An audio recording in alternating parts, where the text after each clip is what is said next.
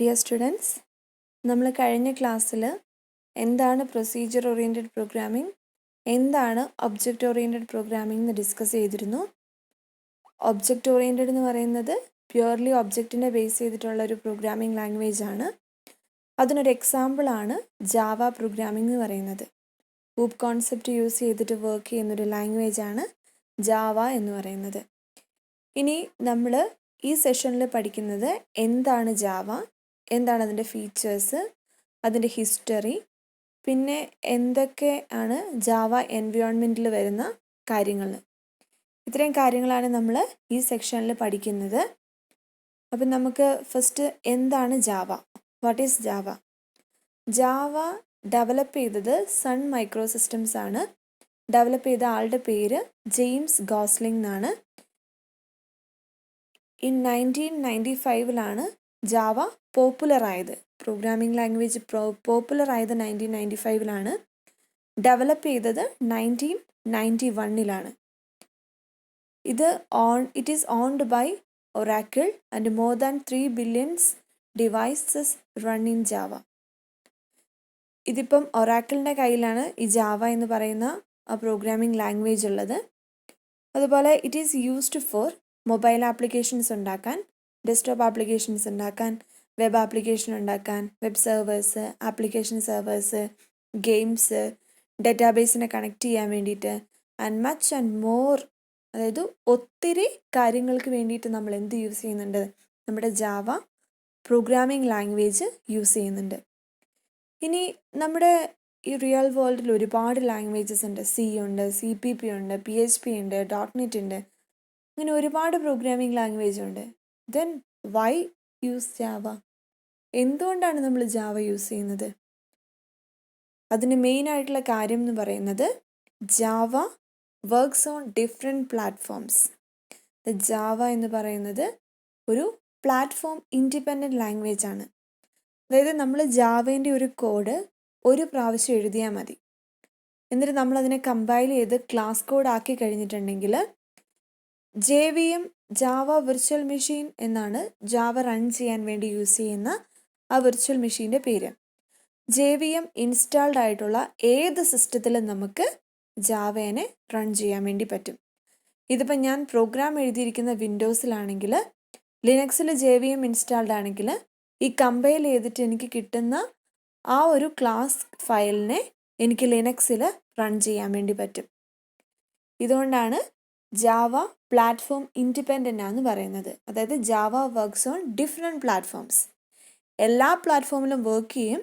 പക്ഷെ ശ്രദ്ധിക്കേണ്ട ഒറ്റ കാര്യമേ ഉള്ളൂ, പ്ലാറ്റ്ഫോം ഇൻഡിപെൻഡൻ്റ് ആണെന്ന് പറയുന്നുണ്ടെങ്കിൽ JVM ഇൻസ്റ്റാൾഡ് ആയിട്ടുള്ള സിസ്റ്റത്തിൽ മാത്രമേ ജാവ റൺ ചെയ്യുള്ളൂ. It is the most popular programming language in the world. ഇത് easy to learn and simple to use. Then open source and free. Open source എന്ന് പറയുന്നത് എന്താണ്? ലിനക്സ് ഒരു ഓപ്പൺ സോഴ്സ് ആണ്. എന്ന് വെച്ചാൽ എന്താണ്? അതായത് നമുക്കതിൻ്റെ കോഡ് എങ്ങനെ വേണമെങ്കിലും എഡിറ്റ് ചെയ്ത് നമുക്ക് നമ്മുടേതായ രീതിയിൽ യൂസ് ചെയ്യാൻ വേണ്ടി പറ്റും. അതാണ് ഓപ്പൺ സോഴ്സ് എന്ന് പറയുന്നത്. അതുപോലെ അൺപെയ്ഡ് ആണ്, ഫ്രീ ആയിട്ടുള്ള വേർഷനാണ്, സെക്യൂർ ആണ്, ഫാസ്റ്റ് ആൻഡ് പവർഫുൾ ആണ്. ദെൻ നമുക്ക് ഒരുപാട് സപ്പോർട്ട് കിട്ടും. ഒരുപാട് പേര് ഈ ജാവ പ്രോഗ്രാമിംഗ് ലാംഗ്വേജ് യൂസ് ചെയ്യുന്നത് കൊണ്ട് നമുക്കിപ്പോൾ എന്തെങ്കിലും ഒരു ഡൗട്ട് ഉണ്ടെങ്കിലും അതേഴ്സുമായിട്ട് കമ്മ്യൂണിക്കേറ്റ് ചെയ്ത് നമുക്കതിനെ ക്ലാരിഫൈ ചെയ്യാൻ പറ്റും. ഹ്യൂജ് കമ്മ്യൂണിറ്റി സപ്പോർട്ട് ഉണ്ട് ജാവയ്ക്ക്. അതുപോലെ ഇതൊരു purely object oriented programming language ആണ്. അതുകൊണ്ട് തന്നെ ഒബ്ജക്റ്റ് ഓറിയൻറ്റഡ് പ്രോഗ്രാമിംഗ് ലാംഗ്വേജിൻ്റെ ഒത്തിരി ഫീച്ചേഴ്സ് ജാവയ്ക്കുണ്ട്.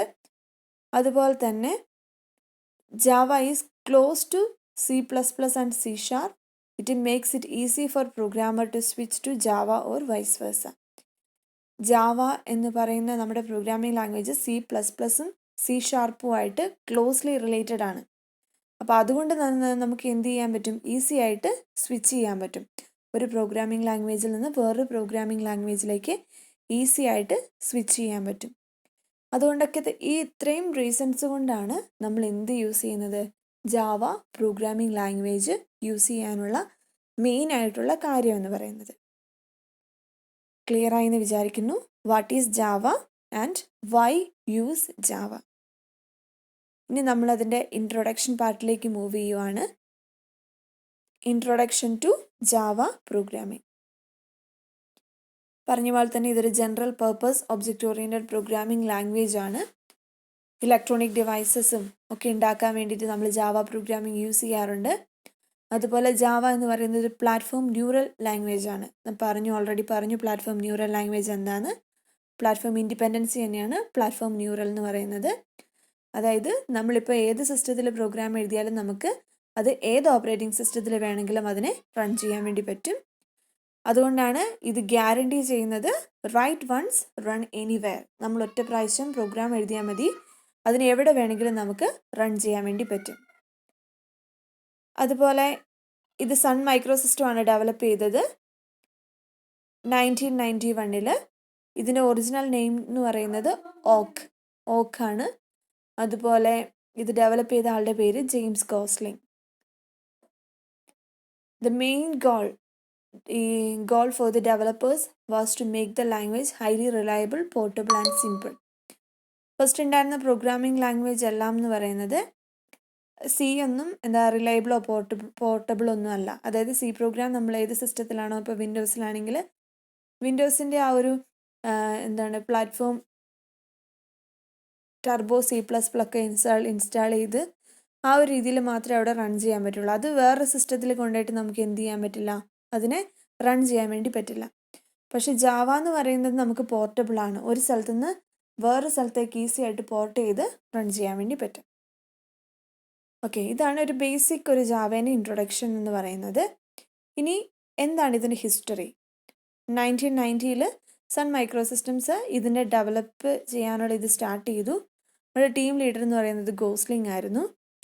അതുപോലെ 91 studied various languages present at that time. സിയും C++ ഒക്കെ പഠിച്ചു.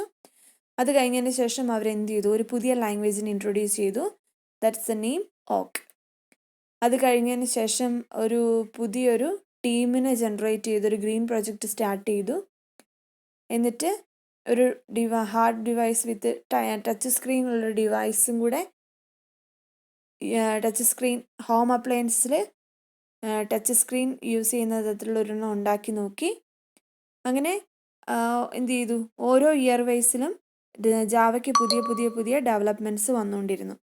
അതാണ് ഇതിൻ്റെ ഹിസ്റ്ററിയിൽ വന്നത്. 2017 ജാവ SE9 വരെ ഇപ്പോൾ എന്ത് ചെയ്തു, അപ്ഗ്രേഡ് ചെയ്ത വേർഷൻസ് വന്നിട്ടുണ്ട്.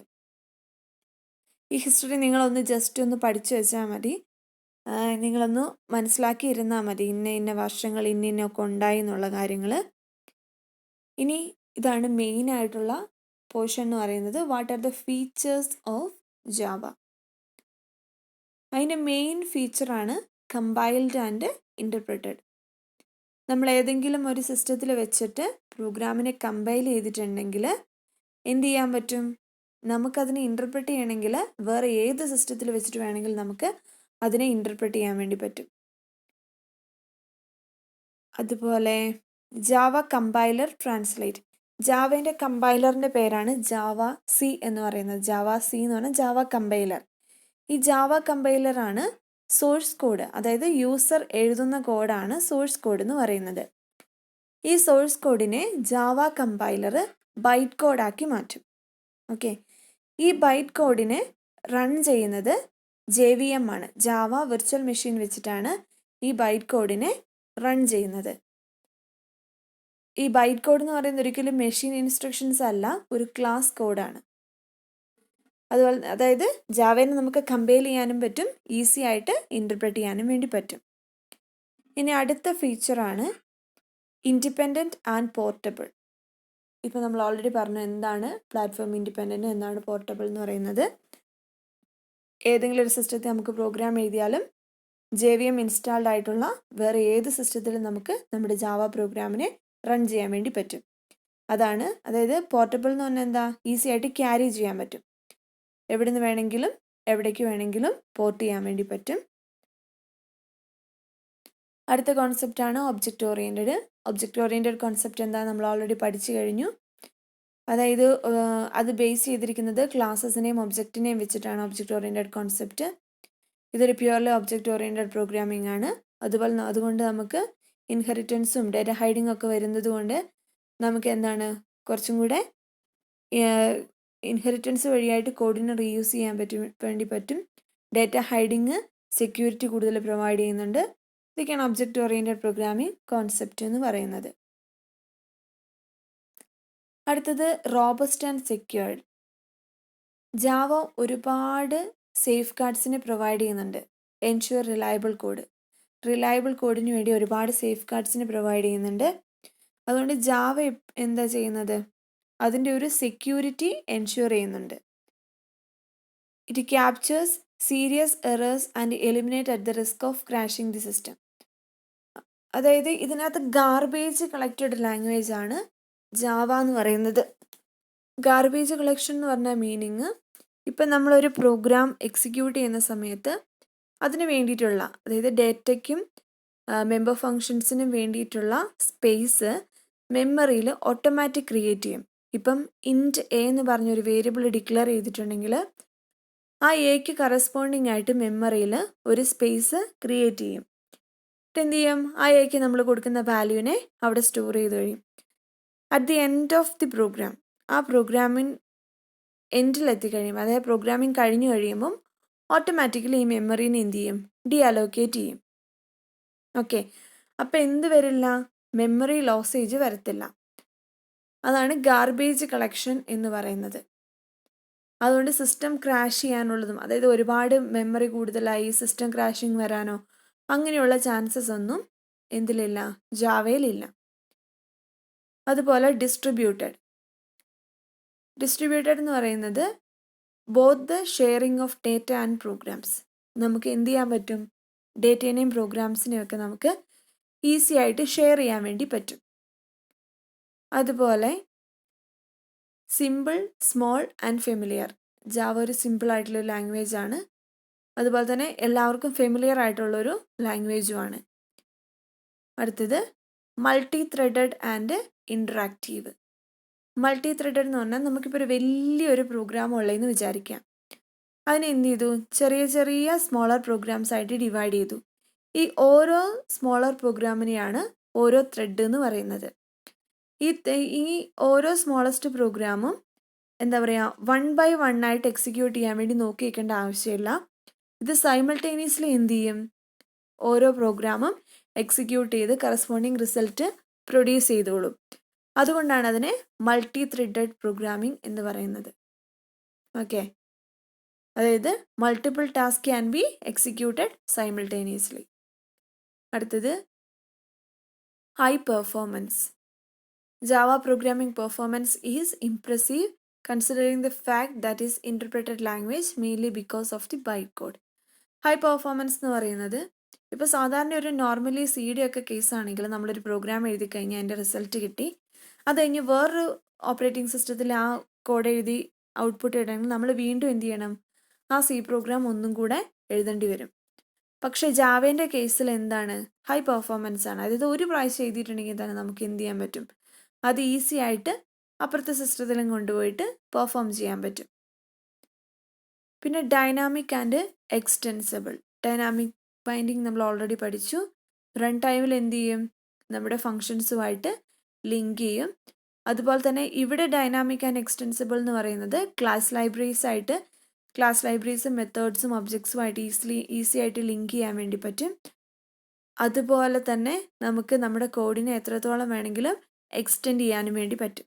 അതാണ് ഡൈനാമിക് ആൻഡ് എക്സ്റ്റെൻസിബിൾ എന്ന് പറയുന്നത്. അടുത്തത് ഈസ് ഓഫ് ഡെവലപ്മെൻറ്റ്. അതായത് ജാവയിൽ കുറേ ഫീച്ചേഴ്സ് ഉണ്ട്. ജനറിക്, എൻഹാൻസ്ഡ് ഫോർ ലൂപ്പ്, അതുപോലെ സ്റ്റാറ്റിക്, ഇമ്പോർട്ട്, അങ്ങനെ കുറേ തരത്തിലുള്ള ഫങ്ഷനാലിറ്റീസ് ഉണ്ട്. അതുകൊണ്ട് നമുക്ക് ജാവ പ്രോഗ്രാമിംഗ് ലാംഗ്വേജിനെ ഡെവലപ്പ് ചെയ്യാൻ വേണ്ടിയിട്ട് വളരെ ഈസിയാണ്. അടുത്തത് സ്കെയിലബിലിറ്റി ആൻഡ് പെർഫോമൻസ്. ഇവിടെ ഇത് എന്ത് ചെയ്യുന്നു, സ്റ്റാർട്ടപ്പ് ടൈമിന് ഇമ്പ്രൂവ് ചെയ്യുന്നു. അതുപോലെ തന്നെ യൂസ് ചെയ്യുന്ന എമൗണ്ട് ഓഫ് മെമ്മറി എന്ന് പറയുന്നതിനെ റെഡ്യൂസ് ചെയ്യുന്നു. അതാണ് സ്കെയിലബിലിറ്റി ആൻഡ് പെർഫോമൻസ് എന്ന് പറയുന്നത്. ഇത്രയാണ് ബേസിക് ആയിട്ടും ഫീച്ചേഴ്സ് ഓഫ് ജാവ എന്ന് പറയുന്നത്. ഓക്കെ, അടുത്ത session the Java environment. Java environment includes a large number of Java development tools and Java classes and methods. Java എൻവയോൺമെൻറ്റിൽ വരുന്നത് ഒരുപാട് ഡെവലപ്മെൻറ്റ് ടൂൾസ് ഉണ്ട്, ജാവേൻ്റെ ക്ലാസ്സസും മെത്തേഡ്സും ഒക്കെ ഉണ്ട്. അതുപോലെ ഇതിനകത്ത് വരുന്ന മെയിനായിട്ടുള്ള കാര്യങ്ങളാണ് JDK, JSL, API ഒക്കെ. അതിലെ ഫസ്റ്റ് പോയിൻ്റാണ് JVM, ജാവ വിർച്വൽ മെഷീൻ. നമ്മൾ ഓൾറെഡി JVM എന്താന്ന് പറഞ്ഞു. ഇനിയിപ്പം ഈ ഫിഗർ നോക്കിക്കഴിഞ്ഞാൽ നിങ്ങൾക്ക് കുറച്ചും കൂടി അത് ക്ലിയർ ആവും. നമ്മുടെ ജാവേൻ്റെ സോഴ്സ് ഫയലുണ്ട്, ഹലോ വേൾഡ് ഡോട്ട് ജാവ. അതായത് നമ്മൾ ജാവേൻ്റെ പ്രോഗ്രാം എഴുതി വെച്ചിരിക്കുന്നത് ഹലോ വേൾഡ് ഡോട്ട് ജാവ എന്ന് പറഞ്ഞ ഫയലിൻ്റെ ഉള്ളിലാണ്. ജാവ കമ്പൈലർ, ജാവ കമ്പൈലർ വെച്ചിട്ട് എന്ത് ചെയ്തു, അതിനെ കമ്പൈൽ ചെയ്തു. കമ്പൈൽ ചെയ്ത് കഴിയുമ്പോൾ നമുക്ക് എന്ത് കിട്ടും, ഒരു ബൈറ്റ് കോഡ് കിട്ടും. ബൈറ്റ് കോഡ് എന്ന് പറയുന്നത് ഡോട്ട് ക്ലാസ് എക്സ്റ്റൻഷനുള്ള ഒരു ക്ലാസ് ഫയലാണ് ബൈറ്റ് കോഡ് എന്ന് പറയുന്നത്. ഇനി ഈ ബൈറ്റ് കോഡിനെ റൺ ചെയ്യണമെങ്കിൽ എന്ത് വേണം, JVM വേണം. JVM വെച്ചിട്ടാണ് എന്ത് ചെയ്യുന്നത്, അതിനെ റൺ ചെയ്യുന്നത്. ഇനി ബൈറ്റ് കോഡ് എന്ന് പറയുന്നത് ഒരു പ്രോഗ്രാം കോഡാണ് that has been compiled from source code into low level code designed for a software interpreter. Byte code എന്ന് പറഞ്ഞാൽ എന്താണ്, ജാവേൻ്റെ സോഴ്സ് കോഡ് കമ്പൈൽ ചെയ്ത് കഴിഞ്ഞിട്ട് നമുക്ക് കിട്ടുന്നതാണ് ബൈറ്റ് കോഡ് എന്ന് പറയുന്നത്. ഈ ബൈറ്റ് കോഡിനെ ഇൻ്റർപ്രറ്റ് ചെയ്യണമെങ്കിൽ ആര് വേണം, JVM വേണം. അതുപോലെ ഇതിനെ റെക്കഗ്നൈസ് ചെയ്യുന്നത് പ്രോസസ്സറാണ്. ഇത്രയാണ് മെയിനായിട്ടും JVM എന്ന് പറയുന്നത്. ഈ JVM ഒരുപാട് ഹാർഡ്വെയർ ആൻഡ് സോഫ്റ്റ്വെയർ പ്ലാറ്റ്ഫോമിൽ അവൈലബിൾ ആണ്. പിന്നെ മെയിനായിട്ടുള്ള 3 നൊട്ടേഷൻസ് ആണ് പറയുന്നത്. ഒന്ന് specification, implementation and instance. Specification എന്ന് പറയുന്നത് ജാവ വിർച്വൽ മെഷീൻ എവിടെയാണ് വർക്ക് ചെയ്യുന്നത് അതിനെ സ്പെസിഫൈ ചെയ്യുന്നതാണ് സ്പെസിഫിക്കേഷൻ എന്ന് പറയുന്നത്. ഇതിന് ഇംപ്ലിമെൻറ്റേഷൻ പറയുന്നതാണ് JRE എന്ന് പറയുന്നത്. അതുപോലെ റൺ ടൈം ഇൻസ്റ്റൻസ് എന്ന് പറയുന്നത് whenever you write Java command on the command prompt to run the Java class. Run time instance എന്ന് പറയുന്നത് നമ്മളിപ്പോൾ ഒരു ജാവേൻ്റെ പ്രോഗ്രാമിനെ കമാൻഡ് പ്രോംപ്റ്റ് വെച്ചിട്ട് റൺ ചെയ്യണമെങ്കിൽ എന്ത് ചെയ്യും, നമ്മൾ ജാവേൻ്റെ കമാൻഡ് കൊടുക്കും. അപ്പോൾ എന്ത് ചെയ്യും, ഒരു JVMൻ്റെ ഇൻസ്റ്റൻസ് ക്രിയേറ്റ് ചെയ്യപ്പെടുന്നുണ്ടെന്നാണ് പറയുന്നത്. അതാണ് റൺ ടൈം ഇൻസ്റ്റൻസ് എന്ന് പറയുന്നത്. ഇനി JVM മെയിനായിട്ട് ചെയ്യുന്ന 4 കാര്യങ്ങളാണ്: കോഡിനെ ലോഡ് ചെയ്യുക, കോഡിനെ വെരിഫൈ ചെയ്യുക, കോഡിനെ എക്സിക്യൂട്ട് ചെയ്യുക, ഒരു റൺ ടൈം എൻവയോൺമെൻറ്റിനെ പ്രൊവൈഡ് ചെയ്യുക. ഓക്കെ, ഇതാണ് JVM എന്ന് പറയുന്നത്. അടുത്തത് Java run time environment. Image നോക്കിക്കഴിഞ്ഞാൽ തന്നെ അറിയാം, it is A combination of JVM and A set of libraries and other files. Java run time environment that facilitates the execution of Java programs comprising the Java virtual machine. ഇനി JVMൽ എന്തൊക്കെയാണ് ഉള്ളതെന്നാണ് പറയുന്നത്. Run time class libraries, run ടൈമിനുള്ള class libraries ഉണ്ട്. User ഇൻ്റർഫേസിൻ്റെ tool kits ഉണ്ട്. ഡിപ്ലോയ്മെൻറ്റ് ടെക്നോളജീസിൽ വരുന്നതാണ് ജാവ പ്ലഗിനും ജാവ വെബ് സ്റ്റാർട്ടും. അതായത് JRE Java run time environment എന്ന് പറയുന്നത് facilitates the execution of Java program. Java പ്രോഗ്രാമിൻ്റെ എക്സിക്യൂഷനെ ഫെസിലിറ്റേറ്റ് ചെയ്യുന്നതാണ് ജാവ റൺ ടൈം എൻവയോൺമെൻറ്റ് എന്ന് പറയുന്നത്. ഇനി അടുത്തത് JDK, ജാവ ഡെവലപ്മെൻറ്റ് കിറ്റ്. ആ പേര് ഇൻഡിക്കേറ്റ് ചെയ്യുന്ന പോലെ തന്നെ ഡെവലപ്പ് ചെയ്യാൻ വേണ്ടിയിട്ട് യൂസ് ചെയ്യുന്ന കിറ്റ്, അതാണ് JDK എന്ന് പറയുന്നത്. JDKൻ്റെ ഉള്ളിൽ JREൻ്റെ എല്ലാ കമ്പോണൻസും ഉണ്ടാവും, പ്ലസ് അത് ഡെവലപ്പ് ചെയ്യാനുള്ള അഡീഷണൽ ടൂൾസും ഉണ്ടാവും. ഓക്കെ, ഈ അഡീഷണൽ ടൂൾസിൽ വരുന്നതാണ് അപ്ലെറ്റ് വ്യൂവർ, ജാവേൻ്റെ കമ്പൈലർ, ജാവേൻ്റെ ഇൻ്റർപ്രറ്റർ, ജാവേൻ്റെ ഡിസഅസംബ്ലർ, ജാവ ഡീബഗർ, അങ്ങനത്തെ കാര്യങ്ങളൊക്കെ. ഇനി അടുത്തത് ആപ്ലിക്കേഷൻ പ്രോഗ്രാമിംഗ് ഇൻ്റർഫേസ് എന്ന് വെച്ചിട്ടുണ്ടെങ്കിൽ where the application program is done. അതായത് നമുക്കിപ്പോൾ ഒരു പ്രോഗ്രാമിംഗ് ലാംഗ്വേജ് ചുമ്മാ നോട്ട് പാഡിലും അല്ലെങ്കിൽ ഒരു ആപ്ലിക്കേഷനായിട്ട് ചെയ്യുമ്പോൾ ഒരു പ്രോഗ്രാം ചെയ്യുവാണെങ്കിൽ സാധാരണ ഒരു നോട്ട് പാഡിൽ എഴുതിയിട്ട് നമുക്ക് പ്രോഗ്രാം ചെയ്യാം, ഒരു സിമ്പിൾ ജാവ പ്രോഗ്രാം ഒക്കെ ആണെങ്കിൽ. ഇനി അതിന് യൂസർ ഇൻ്റർഫേസ് ഒക്കെ വെച്ചിട്ട് നമ്മളൊരു പ്രൊജക്റ്റ് എന്നുള്ള രീതിയിൽ, ഒരു സോഫ്റ്റ്വെയർ ഡെവലപ്മെൻറ്റ് എന്നുള്ള രീതിയിൽ ചെയ്യുവാണെങ്കിൽ അതിനെന്ത് വേണം? ഈ ആപ്ലിക്കേഷനും പ്രോഗ്രാമിനും തമ്മിൽ ഇടയ്ക്കുള്ളൊരു ഇൻ്റർഫേസ് വേണം. അതിന് ജാവ ചെയ്യാൻ വേണ്ടി നമ്മൾ യൂസ് ചെയ്യുന്ന ഒരു ഇൻ്റർഫേസാണ് നെറ്റ് ബീൻസ് എന്ന് പറയുന്നത്. മെയിനായിട്ടും അതിനകത്ത് കുറച്ച് പാക്കേജസ് സപ്പോർട്ട് ചെയ്യുന്നുണ്ട്. Utility package, input output package, networking package, AWT package, applet package, etcetera. അടുത്തത് Java constructs or keywords. C പഠിച്ചപ്പോൾ നമ്മൾ ഒരുപാട് കീവേഡ്സ് പഠിച്ചിരുന്നു. ഇൻറ്റ്, ഫ്ലോട്ട്, ഡബിൾ അങ്ങനെയൊക്കെ പറഞ്ഞിട്ട്. അതുപോലെ തന്നെ ഇതിനകത്തൊരു 50 കീവേഡ്സ് സപ്പോർട്ട് ചെയ്യുന്നുണ്ട്. ഈ റിസർവ്ഡ് കീവേഡ്സിനെയാണ് കൺസ്ട്രക്ട്സ് എന്ന് പറയുന്നത്. ഒരു 50 കീവേഡ്സ് ഇവിടെ ടേബിളിൽ കൊടുത്തിട്ടുണ്ട്. നിങ്ങൾ ജസ്റ്റ് ഒന്ന് നോക്കിയേക്കുക. ഓക്കെ, ഇത്രയാണ് മെയിനായിട്ടും ജാവേനെ കുറിച്ച് പറയാനുള്ളത്. ഇനി ഇതിൻ്റെ എങ്ങനെയാണ് അതിൻ്റെ സിൻടാക്സും കാര്യങ്ങളെന്നുള്ളത് നമുക്ക് നെക്സ്റ്റ് സെക്ഷനിൽ ഡിസ്കസ് ചെയ്യാം. Okay, thank you.